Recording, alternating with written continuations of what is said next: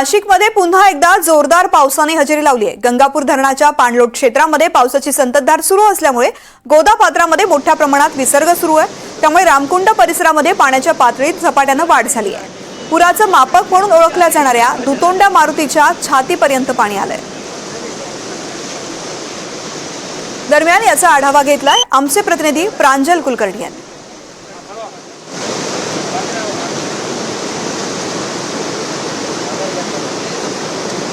नाशिकच्या गोदावरी नदीला यंदा महापूर येतो की काय असाच प्रश्न आता नाशिककरांना पडलाय।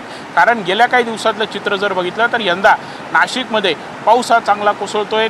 जून महिन्यामध्ये देखील पावसाने रेकॉर्ड ब्रेक हे केलेलं होतं। त्यानंतर जुलै महिन्याची देखील सुरुवात जी आहे ती दमदार पावसाने अशी झालेली आहे। गंगापूर धरणाच्या पाणलोट क्षेत्रामध्ये पावसाची संततधार ही सुरू असल्यामुळे गोदावरी नदीपात्रामध्ये मोठ्या प्रमाणात विसर्ग हा केला जातोय।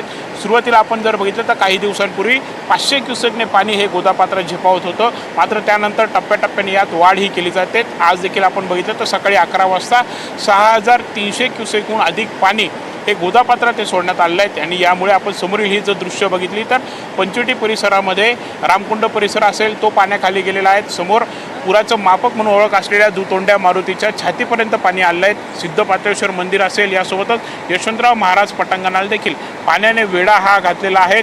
आपण आजूबाजूची देखील दृश्य ही बघितली तर दुकानदार जे आहेत, छोटे व्यावसायिक इथे जे आहेत, त्यांनी आपल्या टपऱ्या इथून आलेल्या आहेत, आपले दुकाने जे आहेत ते त्यांनी इथून हटवलेले आहेत। आपण जिल्ह्याचाच एकूण विचार केला तर जिल्ह्यामध्ये यंदा समाधानकारक असा पाऊस हा झाला आहे। गेल्या वर्षी धरणं जी आहेत ती जवळपास म्हणजे जिल्ह्याचा धरणसाठा जो आहे तो जवळपास 12% बघायला मिळत होता, मात्र यंदा तो 70% एवढा झालेला आहे। 8 धरणं ही ओव्हरफ्लो झालेली आहेत, 100% ती भरलेली आहेत। सध्याच्या परिस्थितीमध्ये आज मितीला 12 धरणांमधून विसर्गाला सुरुवाती करण्यात आली आहे।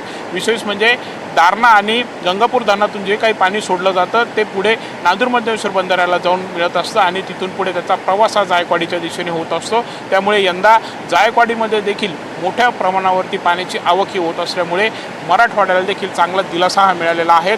पाऊस खरं तर यंदा चांगला होतोय, त्यामुळे बळीराजा देखील सुखावल्याचं चित्र आहेत। अनेक ठिकाणी पेरण्या देखील चांगल्या झालेल्या आहेत। एकंदरीतच आता पुढे देखील चांगला पाऊस हा बरसणार आहेत, हवामान खात्याने तसा अंदाज देखील वर्तवलेला आहे। त्यामुळे एकंदरीतच गेल्या वर्षी ऑगस्ट महिन्यामध्ये खरं जे चित्र बघायला मिळत होतं, ऑगस्ट महिन्यामध्ये विसर्गाला सुरुवाती झाली होती, मात्र यंदा जुलै महिन्याच्या पहिल्याच आठवड्यामध्ये तेच सर्व दृश्य जे आहे ती दिसून येत आहेत। जुलै महिन्याच्या पहिल्याच आठवड्यामध्ये धरणं जी आहेत ती चांगली भरलेली आहेत, विसर्गाला सुरुवाती झाली आहेत आणि त्यामुळे जसं मी म्हटलं तसं की यंदा गोदावरी नदीला महापूर येतो काय असाच प्रश्न नाशिककरांना पडला आहे। कॅमेरा विकी पवारसह प्रांजल कुलकर्णी, NDTV मराठी, नाशिक।